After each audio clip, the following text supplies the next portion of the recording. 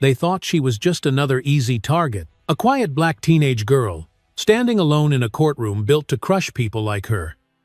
They thought they could rush her through the system, hand down a life sentence, and move on without anyone noticing. But what they didn't know is who she really was. Because this wasn't just any girl. She wasn't just another name on a file. She was the daughter of the most powerful law enforcement officer in the country. And with just one phone call, she set off a chain of events that would expose corruption at the highest level and bring the whole system to its knees. What happens next is a fight for truth, family, and justice that you won't believe until you hear it for yourself. So get ready, because this isn't just her story. This is a story for anyone who's ever felt like the system was rigged against them. Let us know what time you're watching and where you're tuning in from. Drop us a comment below. We'd love to hear from you. Now, let's dive in. They say the quiet ones are easy to overlook, the ones who keep their heads down, the ones who don't raise their voices, the ones who move through the world without leaving a ripple. That's how it starts. That's how the world tricks itself into thinking those people don't matter. But they do. Oh, they do. And nobody knew that better than the girl standing in front of the judge that morning. Her name was Zariah Moore, 17 years old, barely 110 pounds soaking wet. She didn't wear makeup. She didn't wear jewelry. She didn't wear a single thing that made her stand out in that cold Alabama courtroom, except for the fact that she was there, except for the fact that she was the one they decided to blame. She stood there with her wrists bound in front of her, those heavy silver cuffs hanging too big on her small, thin arms. The orange jumpsuit they gave her sagged off her shoulders like it had swallowed her whole. But she didn't shift. She didn't shake. She didn't cry. She just stood there, breathing so softly you almost couldn't tell she was breathing at all. And in the second row, an old man sat clutching the edges of the wooden bench, his knuckles pale from the pressure. Samuel Moore. Folks in Birmingham called him Pops, a man who used to carry mail up and down these streets long before his knees started to give out. A man who'd raised Zariah after her mother left. A man who'd taught her to keep her head high even when the world tried to push her low. And on that day, he sat still as stone, holding on to the only thing he had left, hope.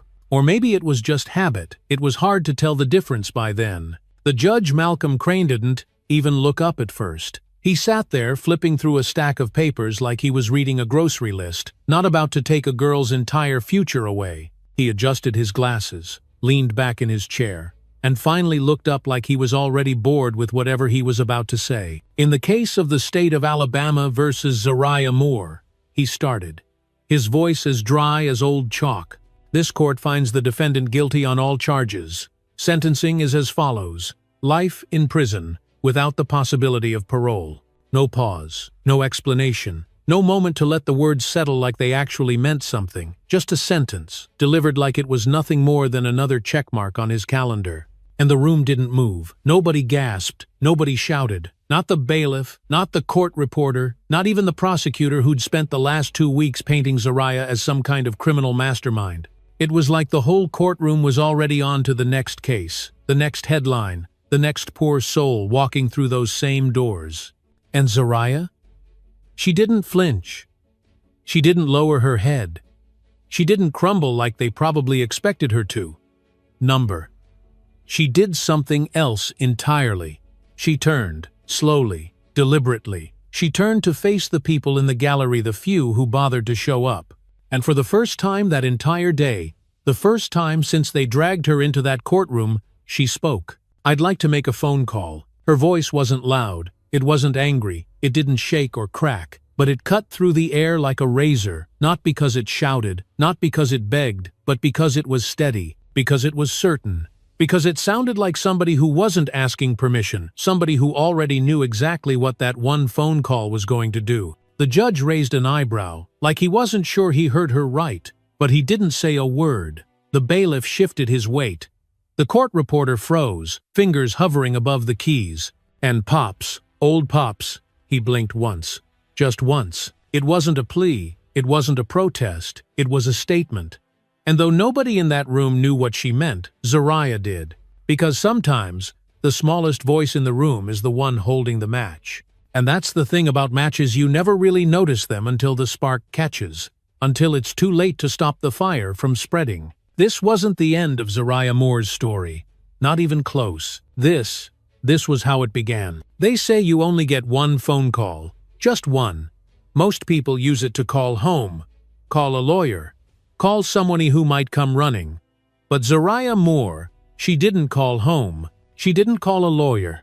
She didn't even glance toward her grandfather sitting alone on that bench, holding on like the world was slipping out from under his feet. No, she called someone else. The guards didn't care who she was calling. They never do. They think they've seen it all before. Another scared teenager dialing a disconnected number. Another family member who wouldn't pick up. Another moment they could check off without thinking twice. But Zariah wasn't shaking. She wasn't second-guessing. She stepped up to that old payphone on the concrete wall, picked up the receiver like she'd done it 1,000 times before, and pressed the buttons slow, steady, like every single number mattered. On the other end of that call was someone the world knew very well. Washington, D.C. 1,000 miles away from that small courtroom in Alabama. Under the bright lights of a press briefing room, reporters crowded in, throwing questions like darts at the woman standing at the podium. Attorney General Leona Carter, the highest-ranking law enforcement official in the United States. The first black woman to ever hold that title. The face of justicer, at least, that's what the world had been told. She stood there answering questions like she had a shield made of words. Equity, reform, criminal justice transformation. She hit all the right notes, smiled in all the right places, gave them what they wanted to hear. Because that's what power looks like in D.C. Polished, rehearsed, controlled. Her phone buzzed in her jacket pocket. She ignored it. It buzzed again. Unknown number. She almost silenced it. Almost. But something deep, something old made her stop. Made her press that little green button and lift the phone to her ear. "This is Leona Carter," she answered, already half ready to hang up. And then, silence. Not the kind that feels empty. The kind that feels like the air itself is holding its breath. Then, a voice. Soft, steady, familiar in a way that made her knees nearly buckle. "It's me." 2 words. That's all it took. Leona's hand gripped the edge of the podium. The press room around her kept moving, flashes popping, microphones reaching, but her world stopped cold. She leaned back, away from the cameras, away from the noise, pressing the phone tighter to her ear like she needed to make sure it was real. "Zariah?" she whispered. Another breath, another pause. Then Zariah spoke again. "You once said, 'The law protects the voiceless.'" Leona's throat tightened. She hadn't heard that voice since Zariah was a little girl, since she left her behind in Birmingham all those years ago, chasing power and policies in Washington. She told herself it was for the greater good. Told herself she could fix the system from the inside. Told herself Zariah would understand one day. But now, here she was, on the other end of a prison phone. No tears, no begging, no blame, just a reminder. Zariah didn't wait for a response. She didn't have to.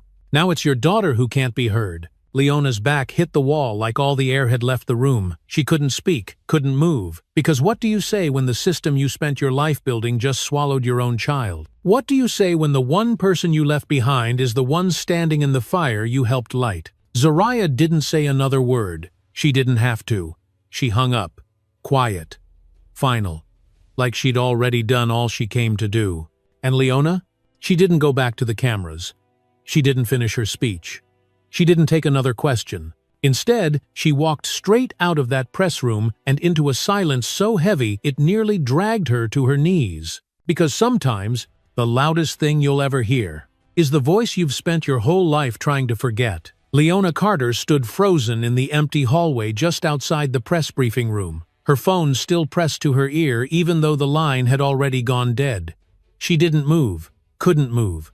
The echo of her daughter's voice, just 2 simple sentences, had done what no scandal, no political opponent, no courtroom battle had ever managed to shatter her. She had trained herself for moments like this, years of sharpening her mind, controlling her breath, holding her composure in front of cameras, senators, the president himself. She had built her career on never flinching, never folding, never letting anyone see her bleed. But this was different. Zariah's voice hadn't just cracked something open, it had ripped right through the wall she'd spent a lifetime building, a wall she thought would keep her safe, a wall she thought would justify every sacrifice she'd made, including walking away from her own daughter. Leona slid down the wall until she was sitting on the cold tile floor, her designer heels slipping off her feet.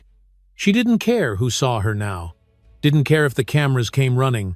For the first time in years, she wasn't performing. She wasn't spinning.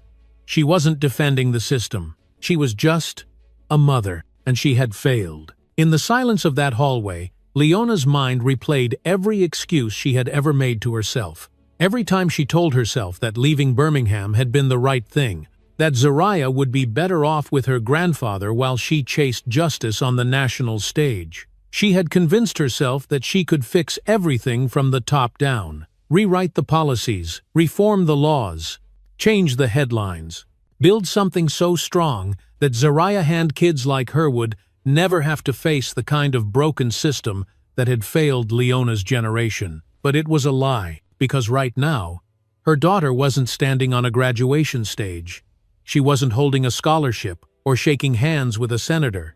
She was standing in a jail cell, wearing chains, holding the weight of a system that had decided her life was disposable, and Leona had let it happen, because she wasn't there, not when it mattered. She stood slowly, her hands trembling as she smoothed her suit. The reporters were still waiting on the other side of that door. The lights, the microphones, the questions, they hadn't gone anywhere.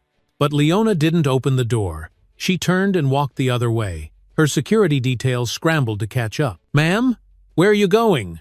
one of them called after her. She didn't answer, because for the first time in years, she didn't have a script. She didn't have a plan. She just had a name. Zariah. Back in her office, Leona shut the door behind her, shutting out the noise, the staff, the handlers. She stood there in the dark, staring at the photo on her bookshelf. A little girl with big brown eyes, wearing a bright red hoodie, sitting on her grandfather's lap in front of a tiny Christmas tree. Zariah couldn't have been more than 4 years old in that picture. Leona remembered taking it the night before she left for DC. She told herself she was doing it for them, for Zariah, for the future. But now she realized she hadn't been building a future. She had been building distance, putting miles between herself and the one thing she was too afraid to face, the life she left behind. Leona sat down at her desk, opened her laptop, and pulled up the DOJ case database. She typed in her daughter's name, Zariah Moore. One file. Thin. Too thin. She clicked it open. No defense witness list. No verified evidence chain. A single piece of surveillance. Footage blurry, low quality, cropped at both ends. Leona's stomach sank. She knew what that meant. She'd seen it before. Edited evidence, rushed trials, political favors disguised as justice. She had built an entire department to stop this kind of corruption. Yet here it was, staring her in the face. And this time, it had a name she couldn't ignore. Zariah Moore. Her daughter. She kept digging. Court dockets, prosecutor assignments, judge rulings. And then she found it. An internal memo.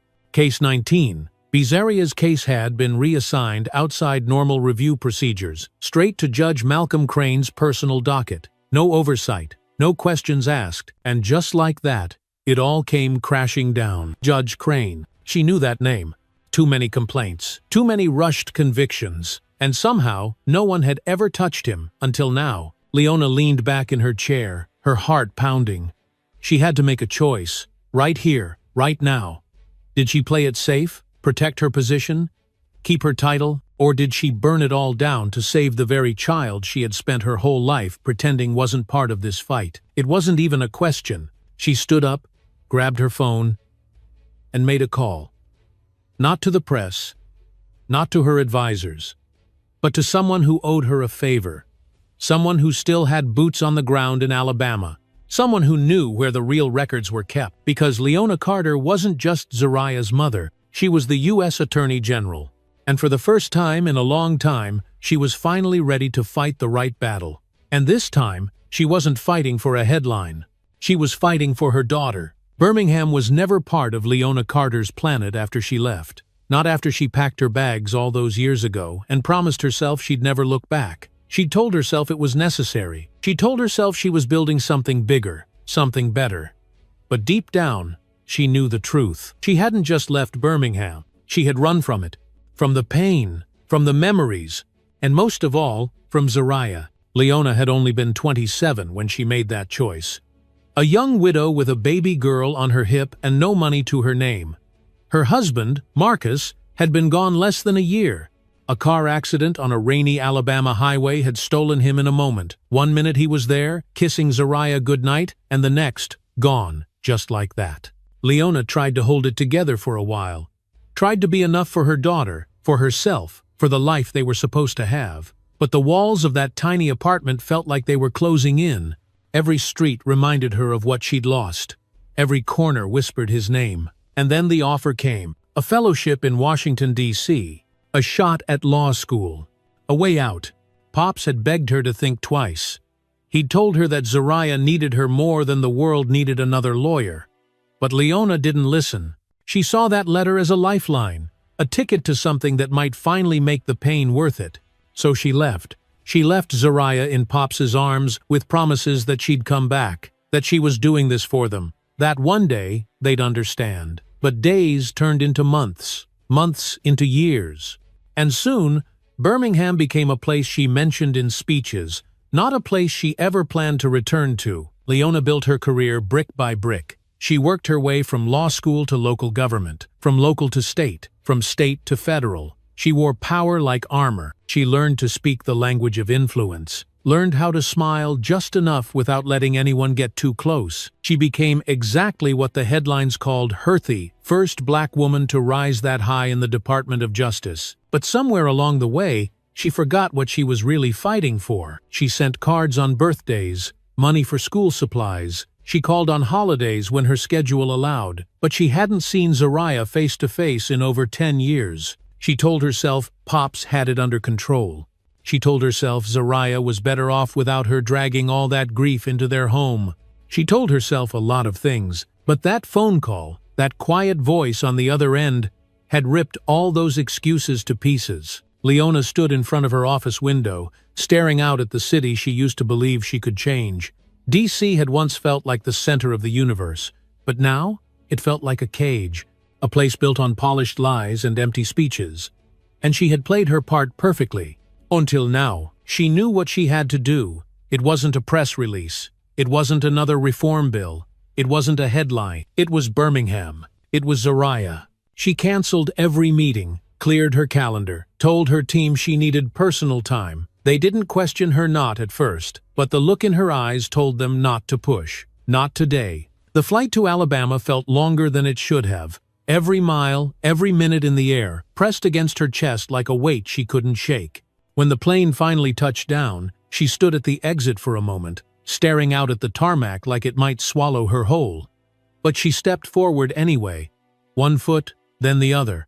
A car was waiting for her at the airport, but she didn't take it. She needed to see the city the way she used to, through her own eyes, not through tinted windows. So she walked, past the old church on 12th Street, past the corner store where she used to buy Zariah candy after daycare, past the mural of civil rights leaders painted on the side of the old library, and finally, to the front steps of the one place she never thought she'd stand again. Pops's house.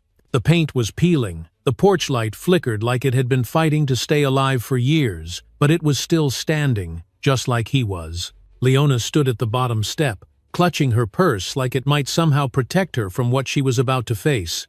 She almost turned back, almost let her pride drag her away one more time. But then the door creaked open, and there he was. Pops. Older, tired, but still standing. He didn't say a word, just stood there, staring at her like she was a ghost. Leona swallowed hard. "Hi, Daddy," she whispered. The air between them felt heavy. Like every word she hadn't said in 10 years was sitting in that space, daring her to break the silence. Pop stepped out onto the porch, his hands trembling just enough for her to notice. He didn't hug her, didn't yell.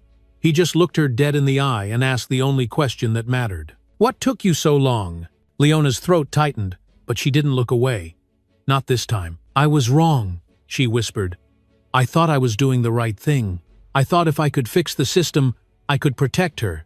But I left her, and now she's paying for it. Pops's jaw tightened. His voice cracked like old wood. You didn't just leave her, Leona. You left all of us. She nodded, tears burning at the corners of her eyes. I know, and I'm here to fix it, if you'll let me. He didn't answer right away. He just stared at her for what felt like forever. And then, slowly, he stepped aside, holding the door open with a shaky hand. Don't come in here to talk, he muttered. Come in here to fight. Leona stepped inside, because this time, she wasn't running. She was going to fight for her daughter. And she wasn't leaving Birmingham again until Zariah was free. Leona didn't waste a second after stepping into that old house. She didn't sit down. She didn't take off her coat. She didn't let herself get comfortable because none of this was comfortable. Not the chipped paint on the walls. Not the faint smell of black coffee and dust. Not the weight of Pops's eyes watching her every move. She was back, but she wasn't welcoming yet. And she knew it. Pops stood near the kitchen, arms crossed, his face a fortress of years spent holding this family together alone. She could feel his disappointment hanging in the air like thick smoke, but he didn't stop her when she pulled out her laptop and started working at the old dining table, the same table she used to do her homework on as a kid, back when life was still simple. Back when she still believed in happily ever after. The house creaked around her as she connected to the DOJ secure network. Every key she pressed felt heavier than the last. She wasn't just looking at a file anymore. She was staring at the cracks in a system she had sworn to fix. And now those cracks had a name. Zariah. She pulled up Judge Malcolm Crane's records. On paper, he looked clean. 30 years on the bench. Countless awards. Commendations for his swift and decisive rulings. But Leona had seen this kind of profile before, the kind that smelled too good to be true. She dug deeper. Case after case, same patterns, same outcomes, no jury, no defense witnesses, maximum sentences handed down like clockwork, especially to young black defendants. And just like Zariah, almost every one of them had gone unnoticed by the press, buried under the weight of a system that thrived on silence. Leona leaned back in the chair, running her hands over her face. This wasn't just about her daughter anymore. This was bigger, so much bigger. But she couldn't afford to think about the big picture yet. Not now. Right now, she needed one thing proof. Somewhere in this mess, there had to be someone who'd seen it happen. Someone who knew how Judge Crane's courtroom really worked. Someone who wasn't afraid to talk. She didn't have to look far. The next morning, while Leona sat scrolling through court records and phone logs, Pops quietly set a cup of coffee in front of her. He didn't say much, but the way he stood there, shifting from foot to foot, told her he had something on his mind. Finally, he cleared his throat. You remember Carol's boy, Mikey? Leona frowned, the name catching her off guard. Michael Travers. He used to help me carry books home from the library. Pops nodded slowly. He's not a boy anymore. He's a bailiff. Judge Crane's bailiff. Leona sat up straight, her pulse quickened. A bailiff. Someone on the inside. Pops leaned on the back of the chair, lowering his voice. Word is, he's been looking real uncomfortable lately. Like a man holding something he ain't proud of. Leona closed the laptop and stood. Where do I find him? Quote, Pops grabbed his keys off the hook by the door. I'll drive. They didn't speak much on the way there. The streets of Birmingham passed by like ghosts of a life Leona had left behind. Every stop sign, every corner store, every old church, they all whispered the same thing. You can't run from what you left. They found Michael Travers at a small diner on the edge of town, sitting alone in a corner booth with a plate of cold eggs and a cup of coffee that had probably gone bitter hours ago. He looked older than Leona remembered, tired, like life had worn him thin. When he saw her walking toward him, his eyes widened. He started to stand but stopped halfway, like he wasn't sure if he should run or stay. Leona Carter, he muttered under his breath. Didn't think I'd ever see you back here. She slid into the booth across from him, folding her hands on the table. I need your help, Mikey. He let out a dry laugh. Funny. I used to hear that all the time when we were kids. Never thought you'd come asking again. Pop stood behind her like a quiet wall of strength, arms crossed, daring Michael to play games. But Michael didn't look like a man in the mood to joke. Leona leaned in. It's about Zariah. The color drained from his face. He sat back, running a hand over his jaw. I figured. Word travels fast in this town. Then you know she's innocent." He didn't answer right away. He looked down at his hands, picking at the edge of the paper napkin like it held all the answers he didn't want to say out loud. "I've seen things I shouldn't have let slide," he whispered. Leona's heart pounded in her chest. "Tell me!" He swallowed hard, glancing around the diner like the walls might have ears. "Judge Crane, he's been doing this for years. Moving cases onto his private docket, skipping reviews, ignoring evidence, and the prosecutors, most of them play along. They call it cleaning house, fast-track convictions, no press, no noise." Leona leaned in closer, her voice dropping to a razor-thin whisper. "Did you see them do it to Zariah?" Michael closed his eyes like the weight of it was too much. "I did more than see it. I was there when they pulled her file.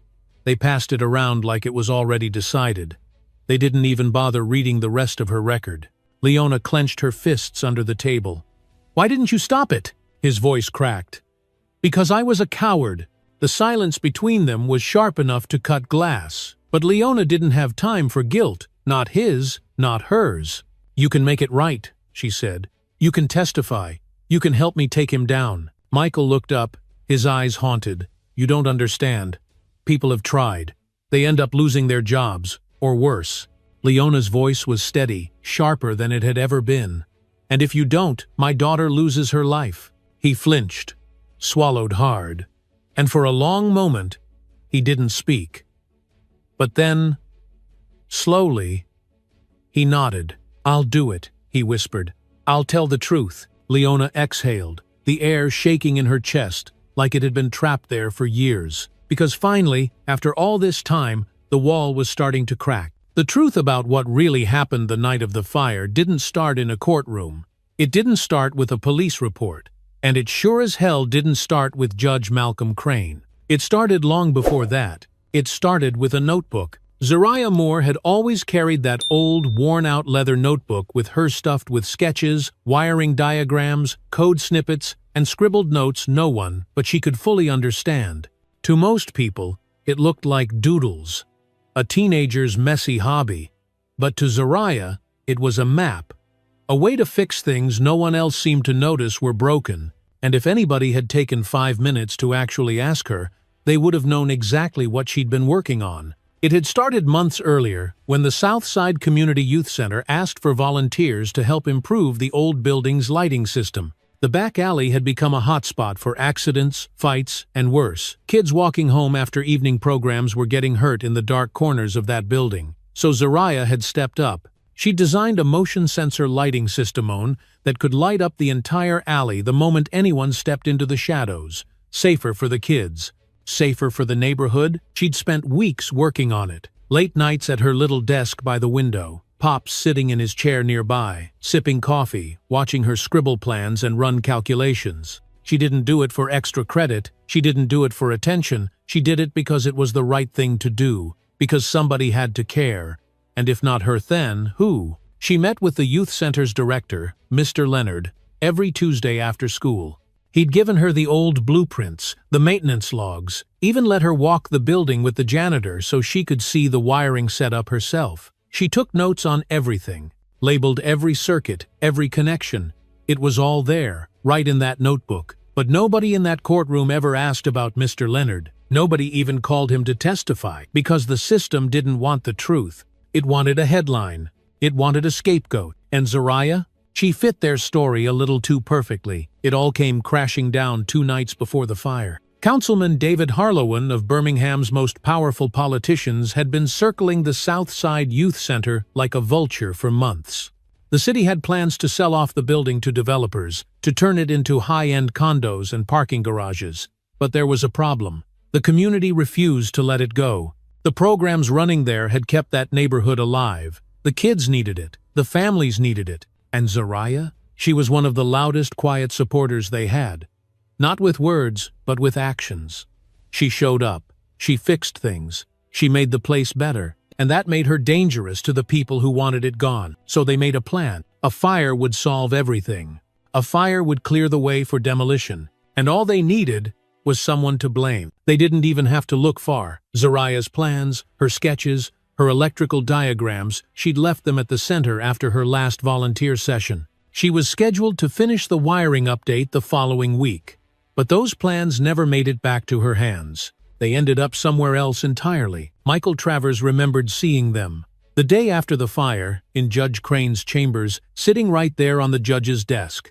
A file with Zariah's name on it, stuffed with copies of her diagrams, labeled Evidence. Michael knew something was wrong. He'd seen those plans on the youth center's bulletin board just days before the fire. He'd watched Zariah work on them in plain sight, in front of staff and volunteers. But suddenly, they were being used as proof she had planned the whole thing? He tried to tell himself he was imagining things, tried to tell himself it wasn't his fight, but deep down, he knew better.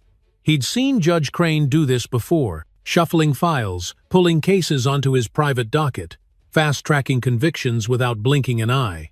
And now, it was Zariah. The footage the prosecutor showed in court, that grainy video, Michael had seen the original.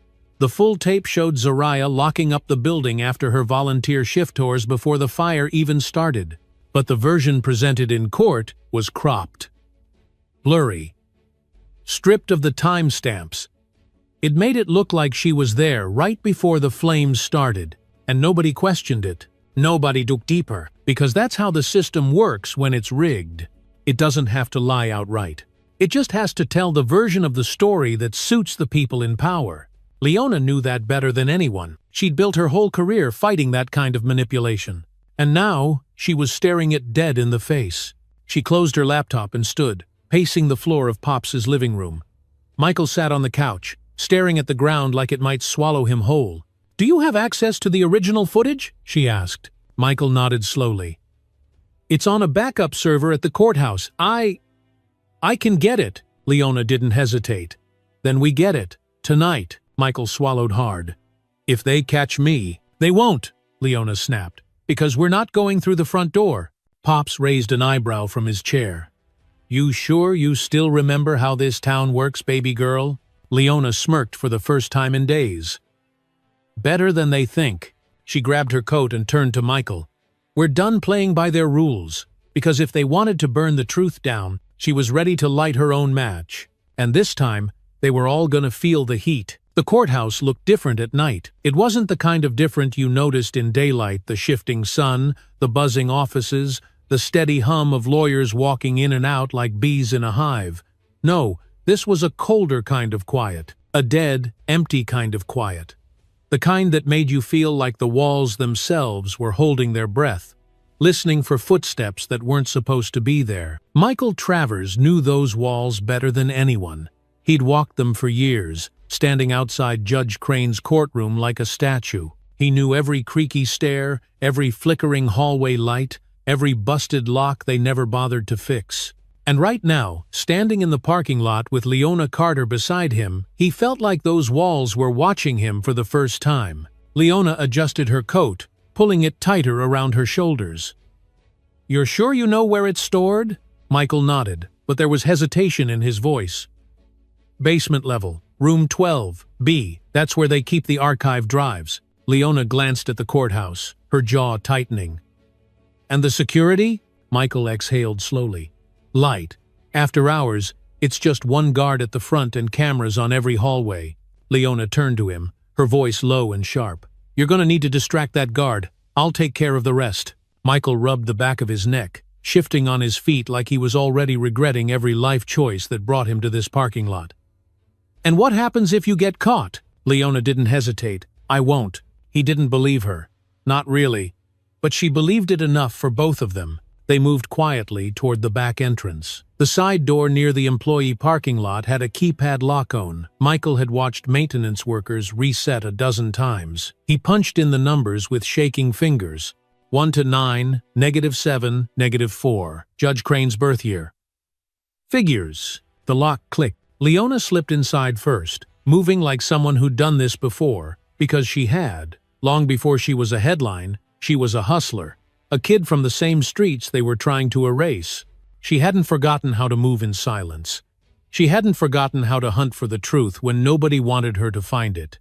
Michael followed, keeping close behind her as they made their way down the dimly lit stairwell.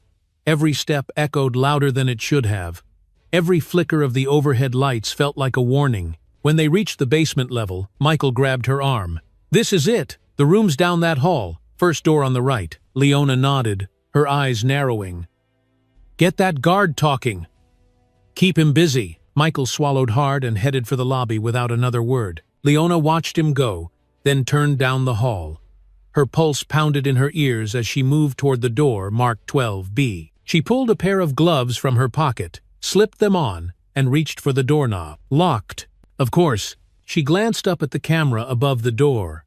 Then, without a second thought, she reached into her bag and pulled out a small can of spray adhesive, one of the oldest tricks in the book. She stepped onto the edge of the baseboard, stretched just high enough to coat the camera lens in a thin, sticky film.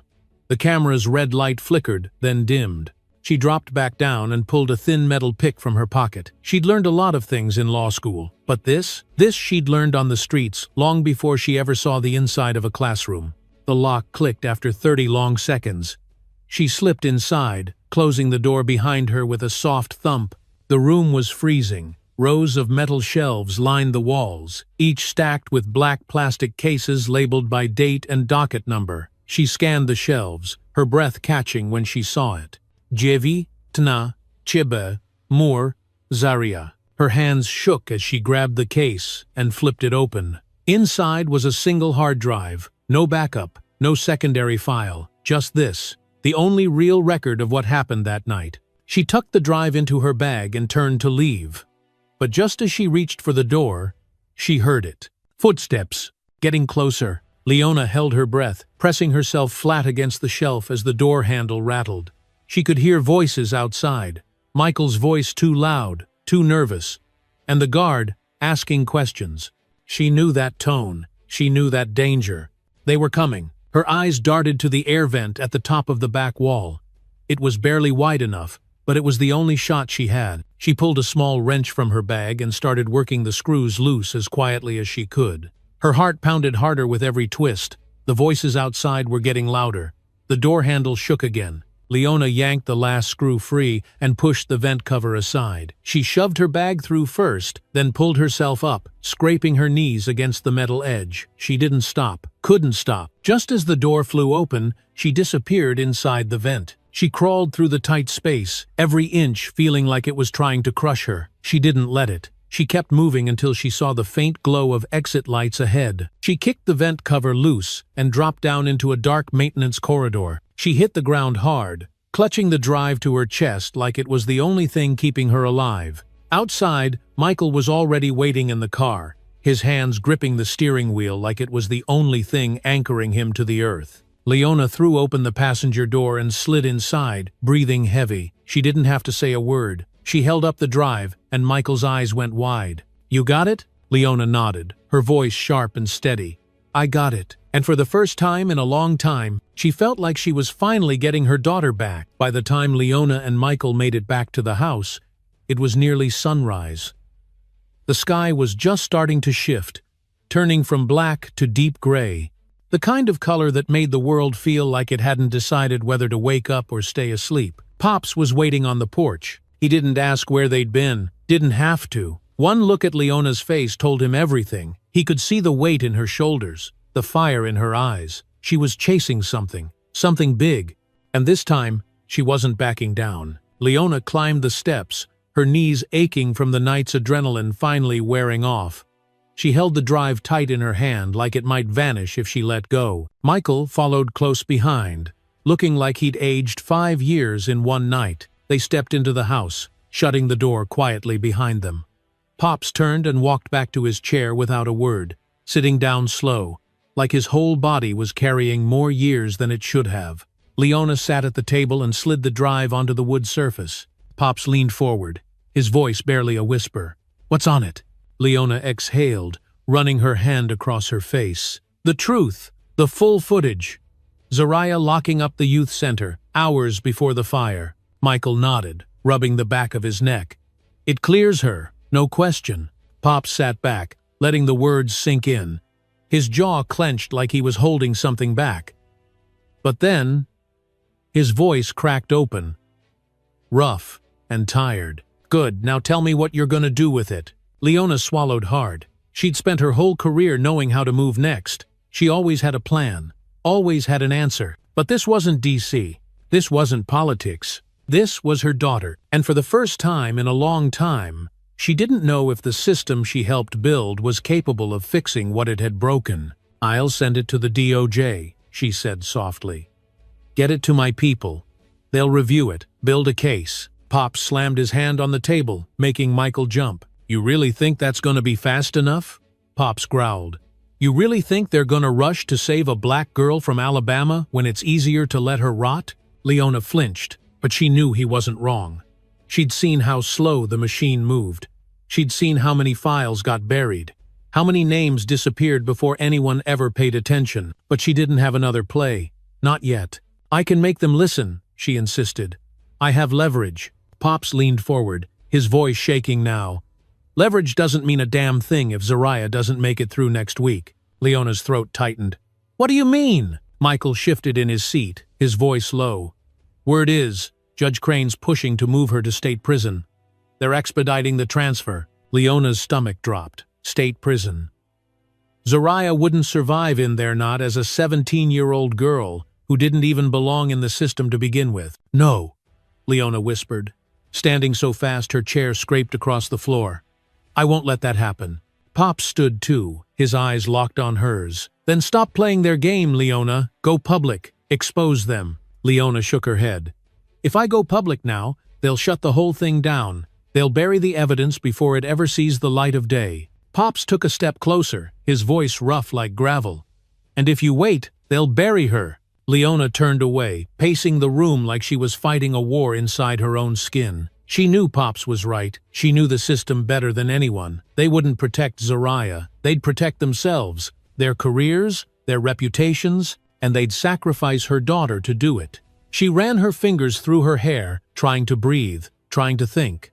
And that's when Pop spoke again, softer this time. "You know what she needs, Leona? She needs to see you fight, not as the Attorney General, not as some headline, as her mother." Leona froze, because that's what this had always been about.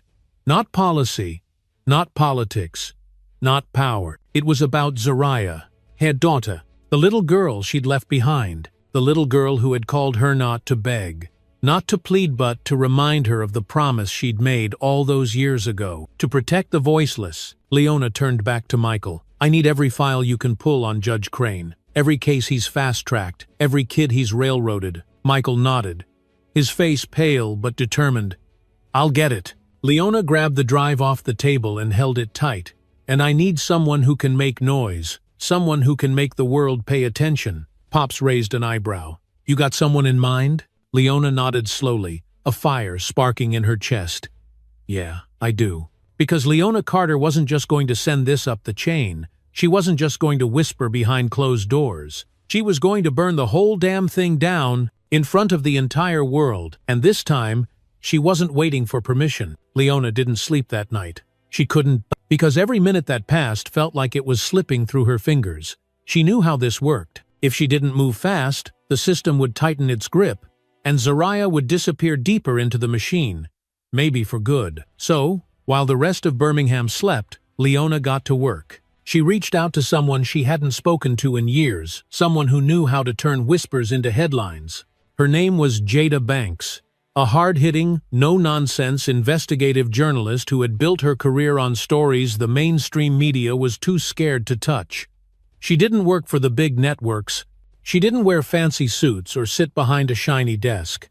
She worked out of a tiny community newsroom 2 blocks from where Leona grew up. Jada had always said the truth didn't need a spotlight, just someone brave enough to carry it. And Leona knew Jada was the only one who wouldn't flinch. She sent a simple message. "I have something you need to see. Meet me at Pops's place. No cameras. No crew. Just you." Jada showed up less than an hour later, standing on that old wooden porch with a backpack slung over one shoulder and a look on her face that said she already knew this was bigger than anything they'd ever touched before. They sat at the kitchen table, just like they used to when they were kids back, when they dreamed of changing the world before they even understood what that really meant. Leona laid out everything. The footage, the court records, Michael's testimony, the pattern of Judge Crane's fast-tracked convictions. The way Zariah had been railroaded without anyone ever asking a single real question. Jada didn't take notes. She didn't record a word. She just listened. When Leona finished, the room was so quiet you could hear the old clock ticking on the wall. Jada leaned back, letting out a long breath. Damn. Leona nodded, her voice steady but shaking on the inside. I need the world to see this, now. Jada rubbed her chin, thinking, you know going public means war, right? You know they'll come after you after all of us. Leona didn't hesitate. Let them. Jada stared at her for a long moment, like she was searching for something, and when she found it, she nodded.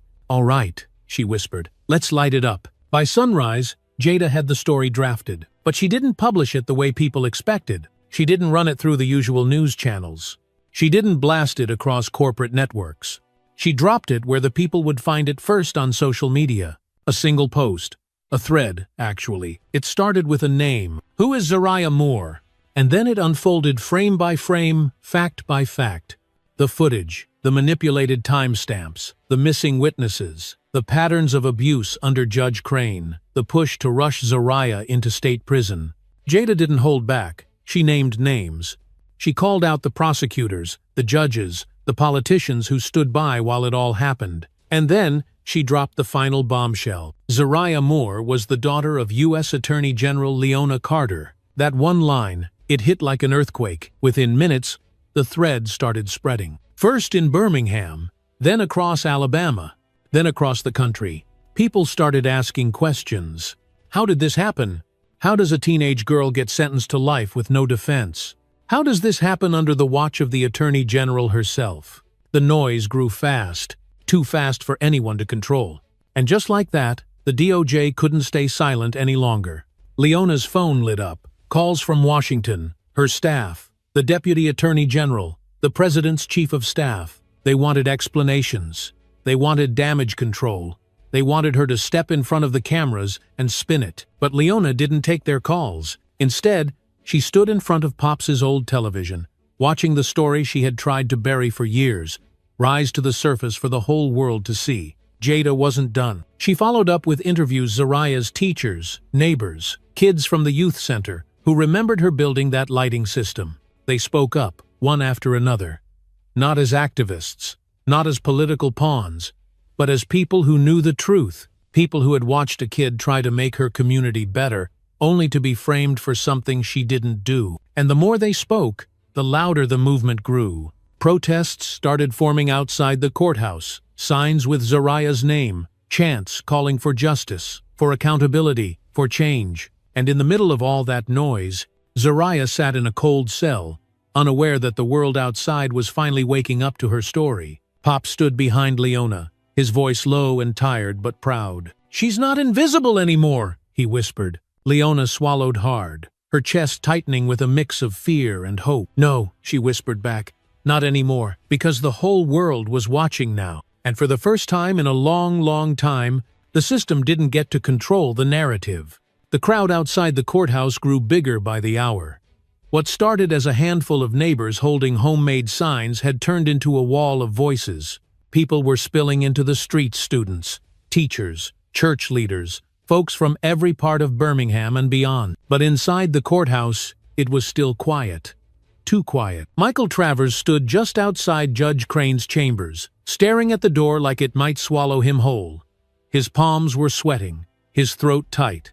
He knew what had to be done. He knew he was the only one who could do it. But standing there, knowing what this would cost him, it made his knees feel weak. He could hear the judge's voice on the other side of that door, laughing with the district attorney like nothing outside mattered. Like the protests were just noise. Like Zariah Moore was already gone. Michael clenched his fists, fighting every instinct that told him to turn around and walk away. He had done that too many times already. He had stood silent while kid after kid disappeared into the system. He had watched it happen. He had let it happen. But not this time. Not to her. He reached for the door handle, but froze when a voice called his name. "Michael." He turned to see Leona standing at the end of the hallway. No press, no cameras, just her, holding a folder in her hand and a look in her eyes that stopped him cold. She walked toward him slowly, like she knew exactly what he was thinking. "I know you're scared. she said quietly. Michael swallowed hard, nodding. "I've never been this scared in my life." Leona stopped in front of him, lowering her voice to a whisper. "Good. That means you're about to do the right thing." Michael let out a shaky breath. "I don't even know where to start." Leona handed him the folder. Inside was every document Jada had published. The footage, the court records, the proof, all of it. But it wasn't for Judge Crane. Not yet. "It starts with the press," she said. "You go out there. You tell them everything. On camera, on record. No more hiding." Michael shook his head. "You don't understand. They'll fire me. I'll lose everything." Leona stepped closer. "And if you don't, you'll lose yourself." Michael looked past her toward the front doors, where the muffled sound of chanting echoed through the marble halls. He could hear them calling Zariah's name. He could feel the weight of every life he'd watched slip through this courthouse. He knew she was right. He had to do this. He had to say it out loud. He turned away from the judge's chambers and walked toward the front of the courthouse. His legs felt like concrete, every step heavier than the last. But when he reached those doors, when he stepped out into the sunlight and saw the sea of faces staring back at him, something shifted. He wasn't scared anymore. Not of the system, not of the judge, not of the cost. Because for the first time, he realized the real power wasn't behind those doors. It was out here, in the people who refused to stay silent. He climbed the steps slowly, holding the folder tight in his hand. The press rushed toward him, cameras flashing, microphones pushing closer. Michael cleared his throat, his voice shaking as he raised the folder for everyone to see. "My name is Michael Travers," he began, his voice cracking through the noise. "I've worked inside this courthouse for over 10 years, and I'm here to tell you, it's broken." The crowd fell silent. Every camera turned toward him. Every microphone reached closer. "I watched Judge Malcolm Crane railroad case after case," Michael continued. "I watched him silence defense attorneys. I watched him fast-track convictions without proper evidence. And I watched him frame Zariah Moore for something she didn't do." He held up the folder higher. "I have the proof. The original footage. The real evidence they tried to hide. And I'm not staying silent anymore." The crowd erupted.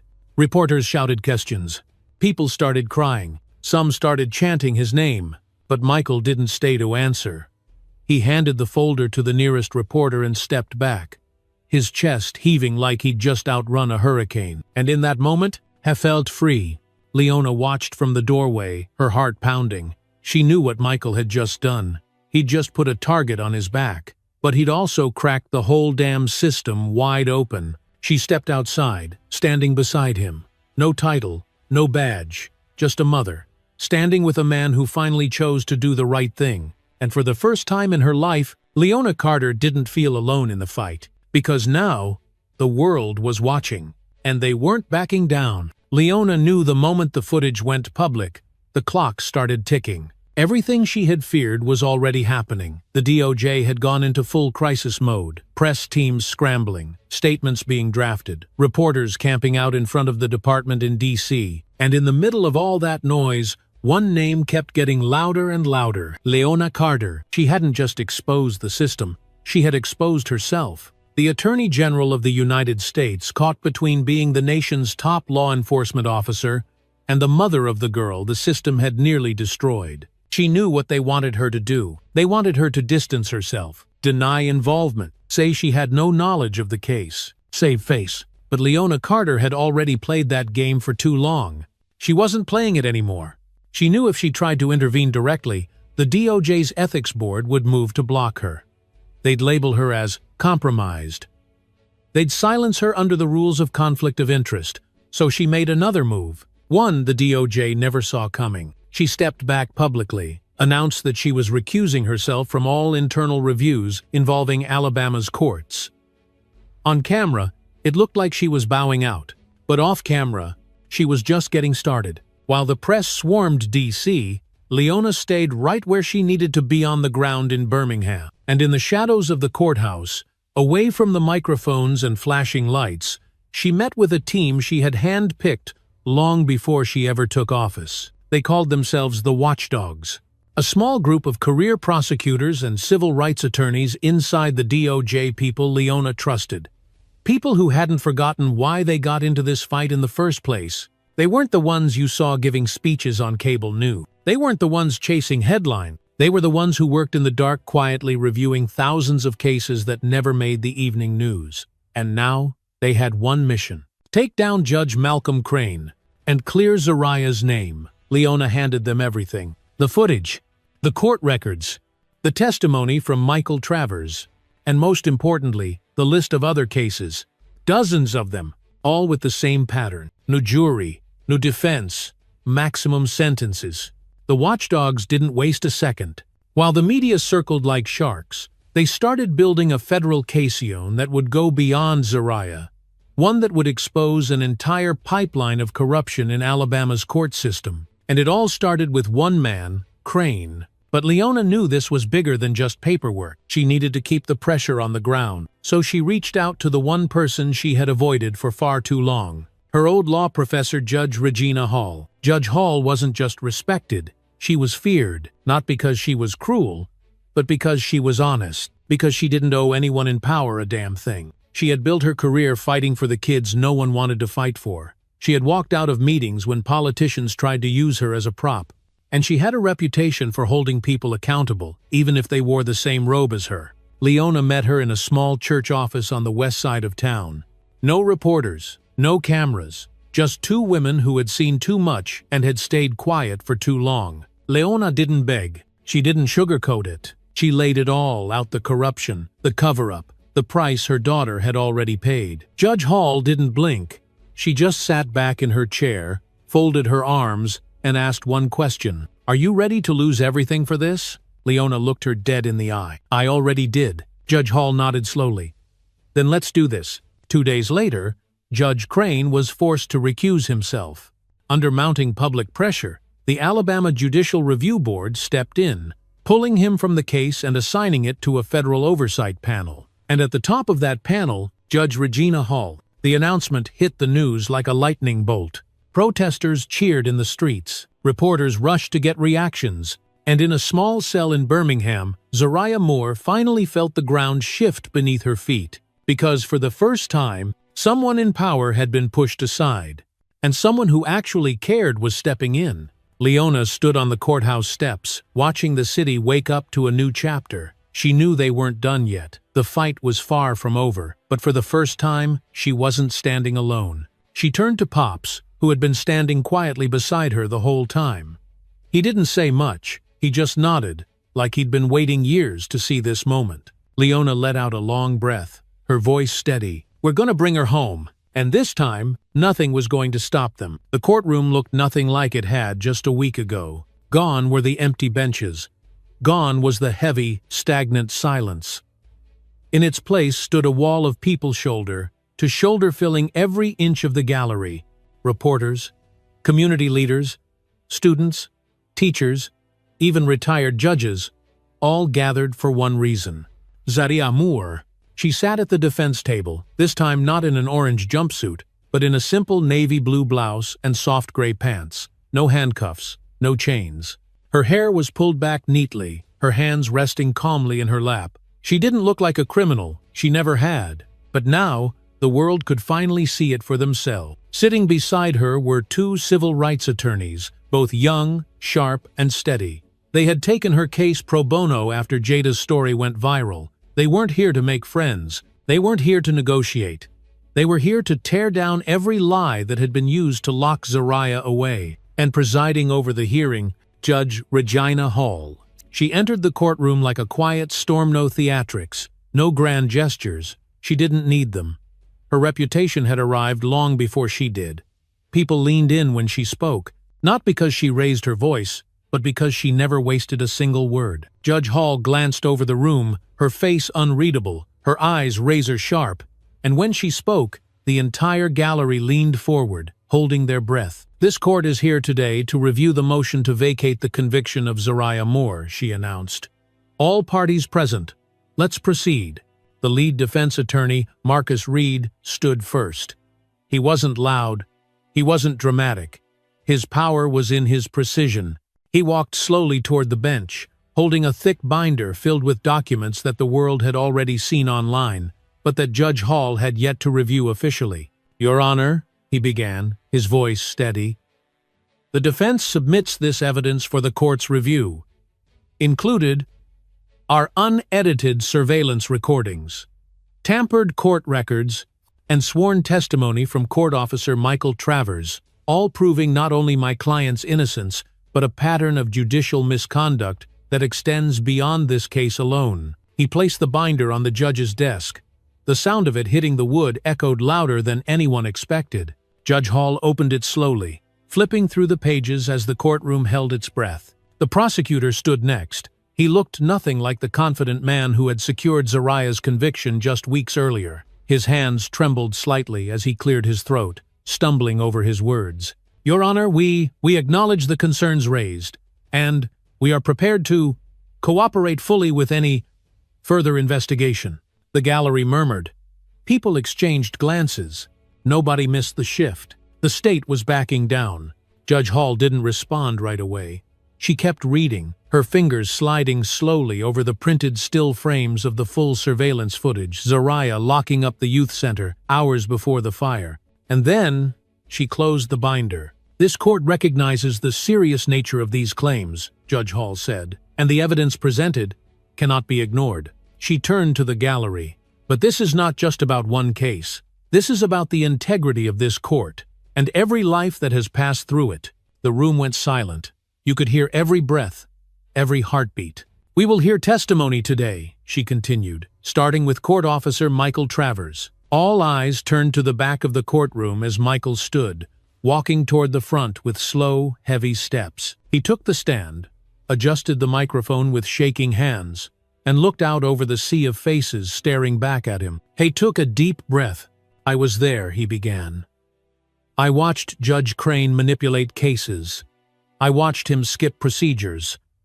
I watched him bury evidence.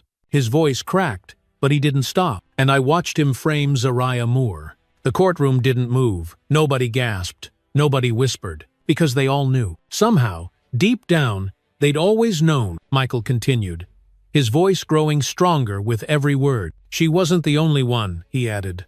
There are more, dozens, kids who never had a chance, kids who disappeared into the system while we all looked the other way. His eyes locked on Judge Hall. I can't take back what I didn't do, but I can tell the truth now. Judge Hall leaned back in her chair, folding her hands.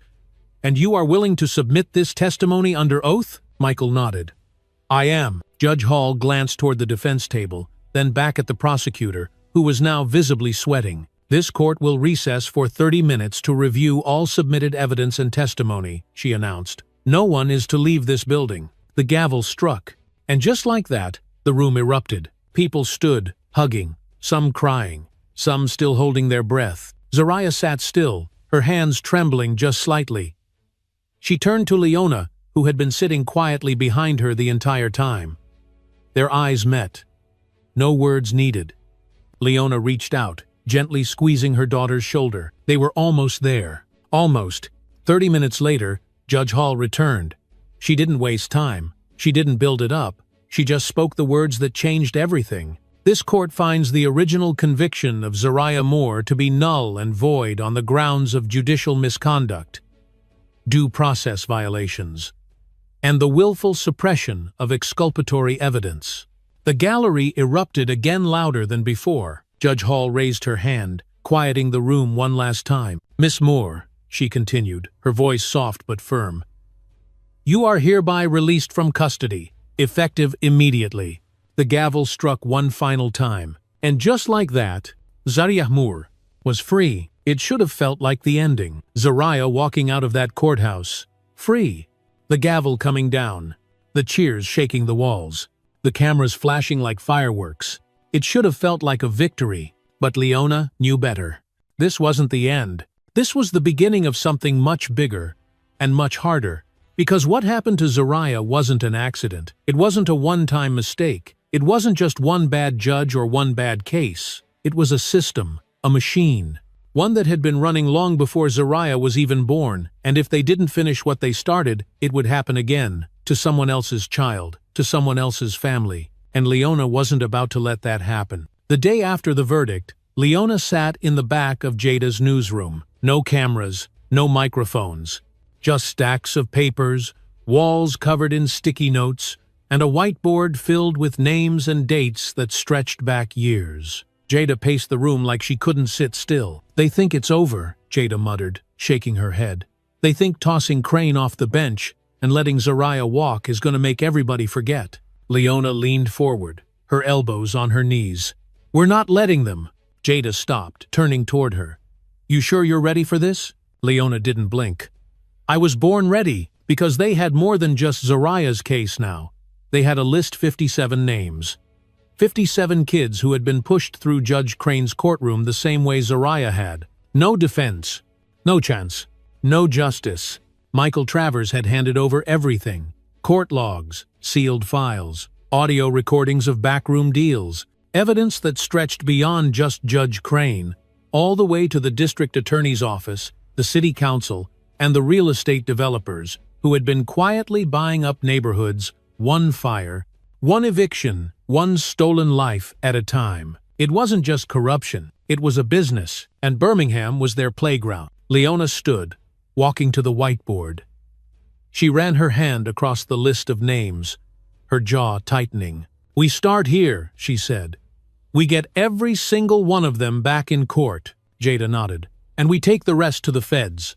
But Leona wasn't done. She had one more move to make. The one she had been avoiding since the day this nightmare started. She picked up her phone and made the call. Not to the DOJ, not to the press, to Zariah. The phone rang twice before she answered. "Mom?" That one word hit harder than anything Leona had heard in years. She had almost forgotten what it felt like, hearing her daughter call her that. "Hey, baby," Leona whispered, her throat tight. They didn't speak for a moment. Neither knew exactly what to say. Leona swallowed hard. "I know this isn't over, and I know I can't undo what I left behind, but I want to finish this fight with you." Zariah didn't respond right away, but when she finally spoke, her voice was steady, stronger than Leona had ever heard it. "I'm not going anywhere," Zariah said. "Let's finish it." The next day, Leona stood on the steps of Birmingham City Hall with Zariah by her side. Pop stood behind them, holding onto his cane like it was the only thing keeping him from falling apart. The crowd was bigger than before. Reporters, community leaders, families holding pictures of loved ones who had disappeared into the same system that almost swallowed Zariah whole. Leona stepped up to the microphone. No speech, no teleprompter, just her voice. "My name is Leona Carter," she began, her voice echoing through the square. "I'm the Attorney General of the United States. And I'm also a mother." The crowd leaned in. "My daughter, Zariah Moore, was nearly erased by a system I swore to protect, and I'm here today to say I failed her." The silence that followed felt heavier than any applause could have. "But I'm not here to ask for forgiveness," Leona continued. "I'm here to finish what we started. I'm here to fight for every name on this list of every life this system tried to erase." She held up the folder with all 57 names. "This isn't just about Zariah. This is about all of them." The crowd erupted, and for the first time, Leona didn't feel like she was standing at a podium. She felt like she was standing in the middle of a movement, one that wasn't slowing down, one that wasn't letting go, one that was just getting started, because Zariah's freedom wasn't the end. It was the spark, and now the fire was spreading. The courtroom wasn't the same. Not anymore. The walls didn't feel as high. The air didn't feel as heavy. The people sitting on those hard wooden benches, they weren't just spectators this time. They were witnesses. They were the reason this hearing even existed, because without them, without their noise, without their pressure, none of this would have ever seen the light of day. Zariah sat at the defense table again, but this time she wasn't alone in that quiet, terrifying way. The table wasn't empty. Her attorneys sat on either side of her. Behind her, Leona, Pops, Jada, Michael, and a courtroom full of people who now knew the truth.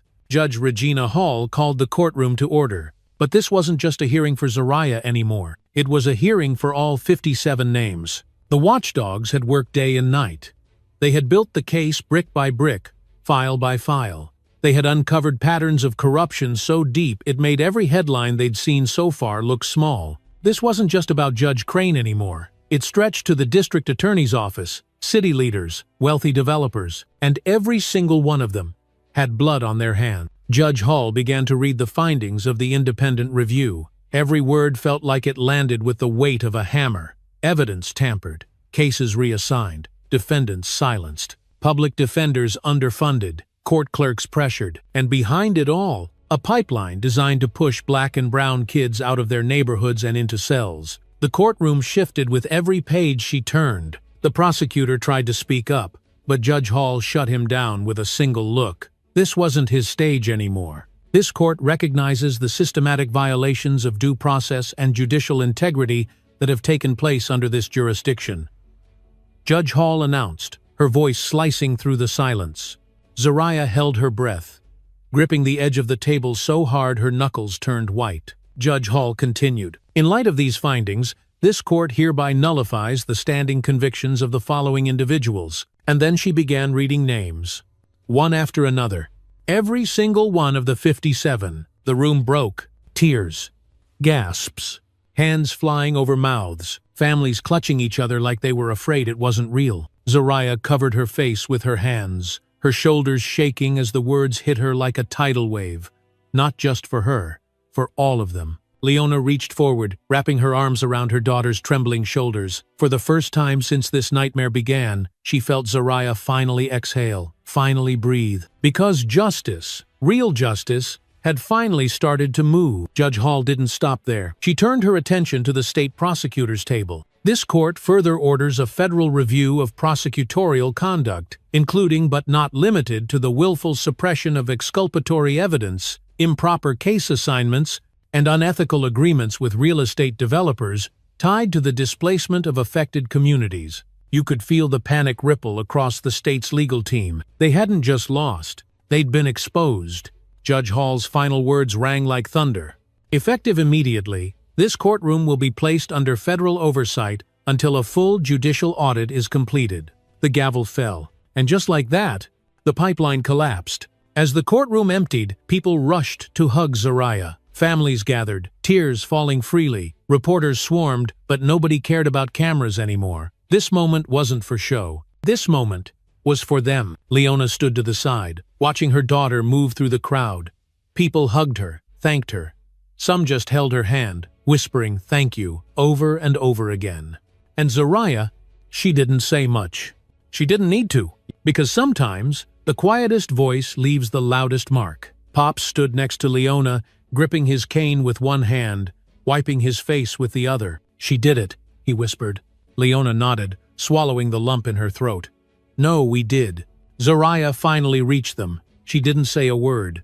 She just walked into Leona's arms and held on like she never wanted to let go. And in that moment, nothing else mattered. Not the cameras, not the headlines, not the politics. Just this, just them, together again.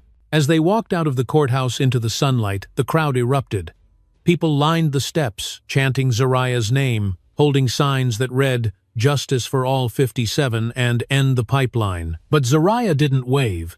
She didn't raise her fist. She didn't give a speech. She just held her mother's hand on one side and Pops's hand on the other, and together they walked, not to escape the spotlight, not to run from the fight, but to step fully into it, because justice didn't end with the sound of a gavel. It started with the people who refused to give up, and now they had no intention of stopping. Birmingham looked different now, not because the buildings had changed, not because the streets were cleaner, or the politics had magically fixed themselves. Number Birmingham still carried its cracks, its history, its scars. But something had shifted. You could feel it in the air. It was in the way people looked each other in the eye a little longer.